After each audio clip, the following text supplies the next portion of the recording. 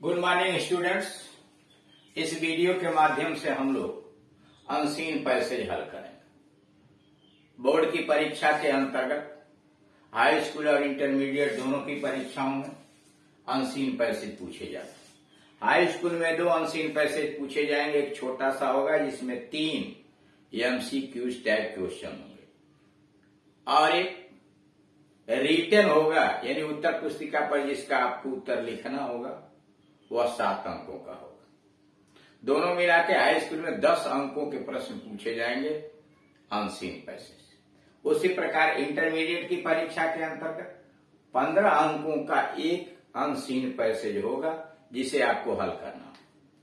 तो इस तरह से आप समझ सकते हैं कि नवीनतम पाठ्यक्रम के अनुसार अनसीन पैसेज में अंकों का में वृद्धि कर दी गई है और उसके विषय में सावधानी बरतना, उसका उत्तर देना अति आवश्यक है अगर आप अच्छे अंक प्राप्त करना चाहते हैं। अनसीन पैसेज को कैसे हल करते हैं इसके संबंध में पार्ट 1 से लेकर 3 और 9 से लेकर 15 के बीच में 10 वीडियो उस पर डाले गए हैं कि आप कैसे पैसेज को पढ़ें, कैसे हल करें, क्वेश्चन को कैसे समझें और उनका उत्तर कैसे ढूंढें। ये सारी बातें उसमें समझाई जा चुकी हैं। आप उन्हें देखें, समझें और अगर कोई परेशानी होती है तो ये दिए गए नंबर पर कॉल करके आप अपनी समस्या का समाधान करा सकते हैं। अब हम यहाँ सीधे पैसेज पर आ रहे हैं। ये एग्जाम्पल है, उदाहरण है। पैसेज चाहे वो हाई स्कूल का हो या इंटरमीडिएट का हो, हल करने का तरीका एक ही है। जो पैसेज दिया रहता है उसके ऊपर लिखा रहता है read the following passage carefully. नीचे के गद्य खंड को सावधानी पूर्वक पढ़िए and answer the questions given below, और उसके नीचे दिए गए प्रश्नों का उत्तर भी दीजिए। पैसेज है some people think that aim of life. कुछ लोगों का यह सोचना होता है कि एजुकेशन का एम ऑफ एजुकेशन, शिक्षा का उद्देश्य इज मियरली केवल टू गिव नॉलेज। कुछ लोग यह सोचते हैं कि शिक्षा का मुख्य उद्देश्य केवल ज्ञान प्रदान करना है। These people want students to read books. इन लोग यह चाहते हैं कि विद्यार्थी पुस्तकें पढ़ें and do nothing else, और कुछ न करें। इन लोगों की सोच होती है कि विद्यार्थी पुस्तक पढ़ के ज्ञान प्राप्त करें, do nothing else, कुछ न करें, but add to their knowledge, बल्कि वो अपने ज्ञान को बढ़ाते जाएं। Others believe that. दूसरे लोग यह सोचते हैं that knowledge alone is not enough. दूसरे लोगों की सोच यह आती है कि केवल ज्ञान अकेले पर्याप्त नहीं है, यानी किसी विषय का केवल ज्ञान होना पर्याप्त नहीं है। Only that, केवल वह which enables a man to earn his living. केवल वह ज्ञान जो किसी व्यक्ति को उसकी आजीविका कमाने के लिए योग्य बना सकता है। Enable to earn his living, अपनी आजीविका कमाने के लिए योग्य बना सकता है। कैन बी कॉल्ड एजुकेशन, उसे शिक्षा कहा जाता है। मतलब दूसरे लोगों का विचार यह होता है कि शिक्षा केवल ज्ञान ही प्रदान न करे, वो केवल ज्ञान प्राप्त नहीं है, बल्कि वह शिक्षा होनी चाहिए जो आदमी को अपनी आजीविका कमाने के लिए योग्य बना सके, वह शिक्षा कहलाती है। Such people think that the bread is more important than anything else. ऐसे लोगों की सोच यह होती है कि आजीविका रोजी रोटी, ब्रेड रोजी रोटी किसी अन्य दूसरी चीज से अधिक महत्वपूर्ण होती है। Still others believe, फिर भी कुछ लोग और सोचते हैं that education should aim solely at making good citizen. फिर भी कुछ लोगों का यह विचार है कि शिक्षा का एकमात्र उद्देश्य होना चाहिए अच्छा नागरिक बनाना, solely एकमात्र।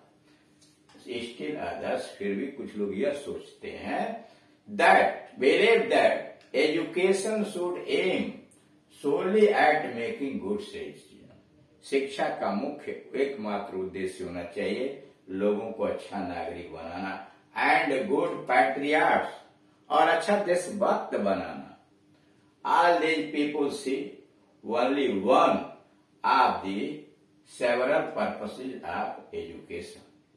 All these people, ये सारे लोग see only one of the several purposes of education, शिक्षा के विभिन्न उद्देश्यों में से केवल एक उद्देश्य को चुनते हैं।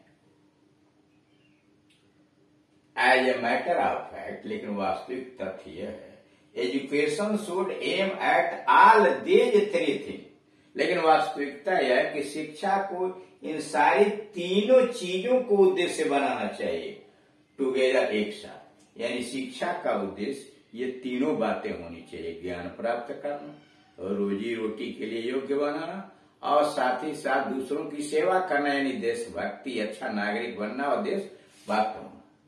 It should give man knowledge, शिक्षा को लोगों को ज्ञान प्रदान करना चाहिए। मेक देम सेल्फ रेलिएंट, उन्हें आत्मनिर्भर बनाना चाहिए। सेल्फ रेलिएंट, आत्मनिर्भर बनाना चाहिए, तो रोजी रोटी कमा सकें।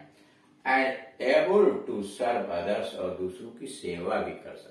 आदर्श नागरिक होंगे तो दूसरों की सेवा करेंगे। Education should not produce citizen, शिक्षा को केवल ऐसे नागरिक नहीं उत्पन्न करने चाहिए who while they love their own freedom, जो अपनी स्वतंत्रता से तो प्रेम करते हैं, take away the other freedom of other, यानी शिक्षा को ऐसे नागरिक नहीं बनाना चाहिए जो अपनी स्वतंत्रता को, अपने अधिकारों को तो पसंद करते हैं लेकिन दूसरे के अधिकारों को छीन लेते हैं। इट शुड प्रोड्यूस मैन, इसे तो ऐसे नागरिक उत्पन्न करना चाहिए who love their own country, जो अपने देश से तो प्रेम करते हैं but who do not harm other countries, लेकिन वह दूसरे देशों को हानि नहीं पहुंचाते हैं।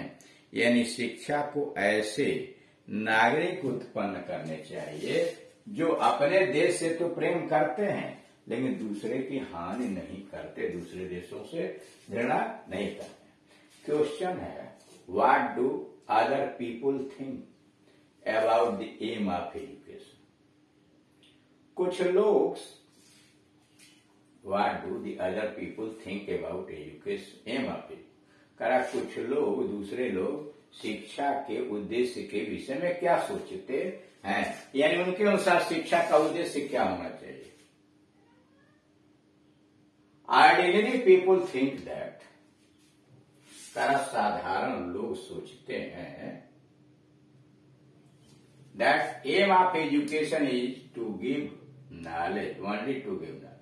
ऑर्डिनरी पीपुल, साधारण लोग यह सोचते हैं, that the aim of education is give to knowledge. पहला वाक्य जो दिया हुआ वही आंसर। दूसरा प्रश्न है, why do some people think that education should aim at enabling man to earn living?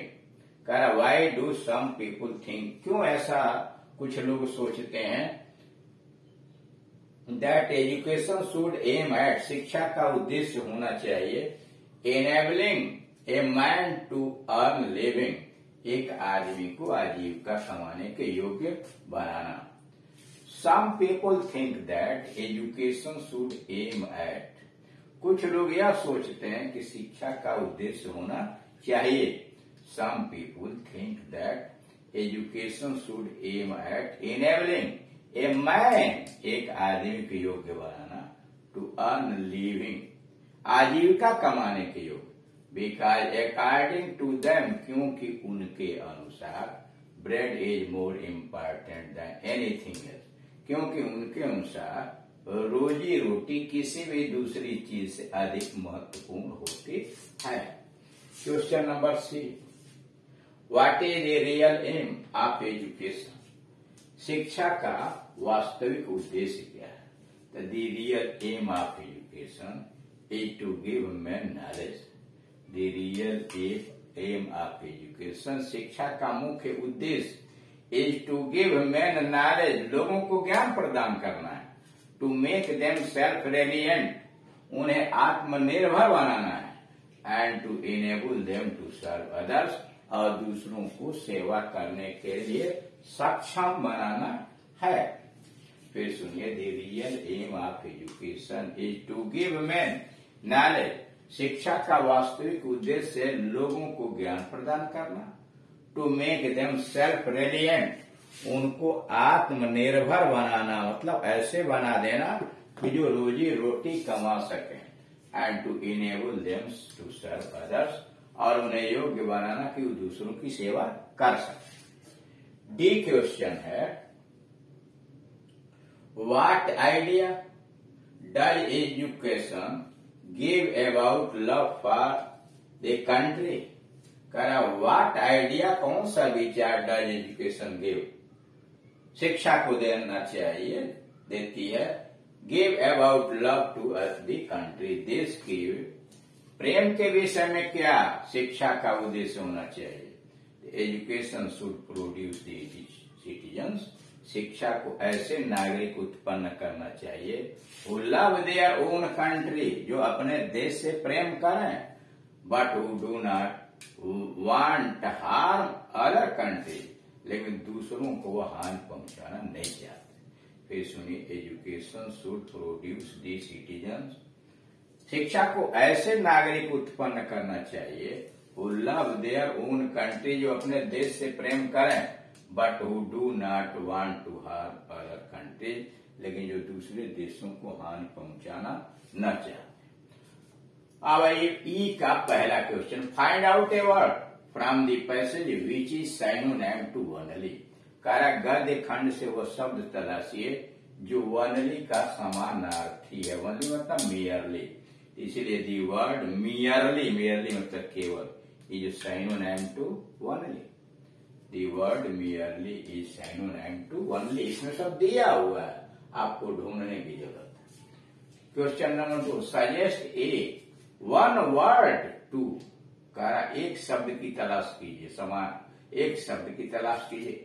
A person who loves his own country and is ready to defend it at all cost. एक व्यक्ति जो देश से प्रेम करता है और किसी भी कीमत पे इसकी सुरक्षा करने के लिए तैयार होता है, उसको क्या कहते हैं। तो वन वर्ड है पैट्रियट, देशभक्त, यानी देशभक्त अपने देश की सुरक्षा करने के लिए किसी भी स्तर पर वह तैयार रहता है। तीसरा क्वेश्चन है, what is the one word for the. वह एक शब्द बताइए, इस वाक्यांश के लिए वह एक शब्द क्या है। One who does not depend on help from anyone else, जो किसी दूसरे की सहायता पर निर्भर नहीं होता, उसको आप क्या कहते हैं, सेल्फ रेलिएंट। यहाँ आया हुआ वो सेल्फ रेलिएंट कहलाता है। तो इस तरह से आप देख रहे हैं कि पैसेज को पहले सावधानी पूर्वक पढ़िए और पढ़ने के बाद क्वेश्चन पढ़ के समझिए कि क्या पूछ रहा है, और उस प्रश्न का उत्तर दिए गए पैराग्राफ में वाक्यों की सहायता से हल करने का प्रयास कीजिए। Thank you.